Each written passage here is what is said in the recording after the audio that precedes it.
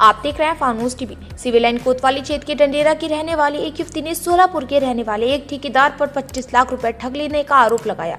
पीड़ित युवती अपनी मां के साथ जेसीबी पार्टी के राष्ट्रीय अध्यक्ष भावना पांडे से मिली और बताया कि उसके पिता ने सोलापुर के एक शराब ठेकेदार के साथ पार्टनरशिप की थी। इस दौरान उसके पिता ने अपनी पत्नी के जेवर गिरवी रखकर उक्त ठेकेदार को 25 लाख रुपए की रकम सौंप दी थी, पर कुछ दिनों बाद से ही ठेकेदार ने उनसे कन्नी काटने लगा और जब उसके पिता ने अपनी रकम वापस मांगी तो उन्होंने रुपए देने के बदले युवती के पिता को चेक देकर कहा कि इन चेकों को जो वह चेक बैंक में न लगाएं, बल्कि कुछ दिनों बाद वह उनके नगद रकम दे देंगे, पर उन्होंने उसको उनके रुपए वापस नहीं किए। इसी सदमे में उनके पिता की मौत हो गई और युवती तब से दर दर भटकती हुई अब भावना पांडे के पास पहुंची, जिसके बाद शिव नारायण शर्मा के खिलाफ प्राण कल्याण थाने में तहरीर दी। इन्होंने एक शराब की दुकान के लिए औरंगाबाद में किसी को पैसे दे दिए और इस तरह का चीटिंग किया, दुकान भी नहीं दी और उनकी पत्नी का जेवर लोन पे रख के उन्होंने पैसा दिया और उसी सदमे में वो 2 हार्ट अटैक पड़े और लास्ट मोमेंट तक यही कहते रहे कि भाई मेरे पैसे इसने नहीं दिए और एक बंदे ने अपने प्राणों की बाजी लगा दी। तो इस उत्तराखंड में ये सब बहुत कुछ हो रहा है। ये तो जो लोग मेरे पर पहुंच रहे हैं वो लोग बोर्ड से नंबर लेकर या कहीं कहीं से नंबर लेके मेरे पास पहुंचते हैं। इस तरह का उत्तराखंड में बहुत ज़्यादा अत्याचार हो रहा है। हरिद्वार लोकसभा के अंदर 4 बच्चे हैं, ना उनके पास घर न उनके पास जेवर, ऐसे छोटे छोटे बच्चे हैं, ये लड़की जवान बेटियां हैं और चेक भी बाउंस हो गए। तो मैं चाहती हूँ कप्तान साहब से, मुख्यमंत्री से कि उस तीनों लोगों पर वो दुकान इनको दी जाए और तीनों लोगों को जो जो इनमें इन्वॉल्व है उनके खिलाफ एफआईआर होनी चाहिए और चेक बाउंसिंग का केस भी होना चाहिए। इन पे कोई कोताही ना बरती जाए और मैं चाहती हूँ तत्काल प्रभाव से एफआईआर दर्ज हो और ये 4-5 बच्चे जो अनाथ हो गए इनके पैसे वापस कराए जाएं।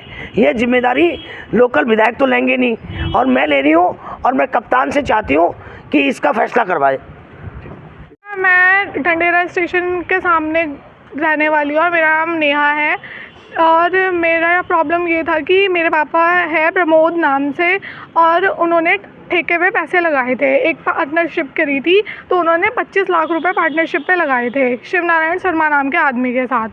तो उस आदमी ने पार्टनरशिप करने के टाइम पे तो पापा को बहुत अच्छा बोला, सब कुछ बोला, तो पापा ने उसकी बात पे आकर के पैसे लगाए, मम्मी का पूरा गोल्ड रख करके 25 लाख रुपए लगाए। जैसे ही पैसा लग गया उसके अगले ही महीने से वो आदमी बदल गया। बदलने के बाद उसने हमें कोई पैसा नहीं दिया, छोटे मोटे पैसे देता था 10,000 20,000 ऐसे घर खर्च के लिए, उसके अलावा उसने हमें कोई मोटा पैसा नहीं दिया। इस बीच में उसने तीसरे बंदे को पूरा ठेका बेच दिया। बेचने के बाद उसने पापा के हिस्से के पैसे ले लिए, अपने हिस्से के भी ले लिए, पर उसने पापा को पैसे नहीं दिए। नहीं देने के बाद हम जब उसके घर गए सारे मिल करके तो उसने हमें 14 लाख रुपए के चेक दिए। 25 लाख से 14 लाख बना करके हिसाब किताब में प्लस माइनस करके उसने ये किया। तो 14 लाख के जब हमें चेक मिले तो एक चेक नवंबर का था 15, एक 30 का। तो पापा ने उससे बोला कि तू दे दे पैसे, देख ले क्या है क्या नहीं है। वो देता रहा। पापा डिप्रेशन में चले गए थे, बहुत बुरी तरीके से डिप्रेशन में चले गए थे इस बीच में पापा, क्योंकि बहुत 8-9 महीने हो गए थे। चेक कैश हुए? नहीं, बाउंस हुए थे वो चेक। जो चेक उसने दिए उसने बाउंस हो गए वो सारे के साथ। 2 चेक की डेट्स आई थी, वो चेक पापा के हाथ से ही बाउंस हुए। तो पापा ने बोला कि अब भी ये वो नहीं हो रहे हैं तो दे दे पैसे। तो उसका कोई जवाब नहीं आता था, उसका इतना जवाब आता था आज नहीं कल, आज मेरे घर में शिव मोहन त्यागी को दिया है जो इकबालपुर के रहने वाले हैं। उसके बाद 9 दिसंबर को पापा को हार्ट अटैक आया। तो हमने पापा को एडमिट रखा।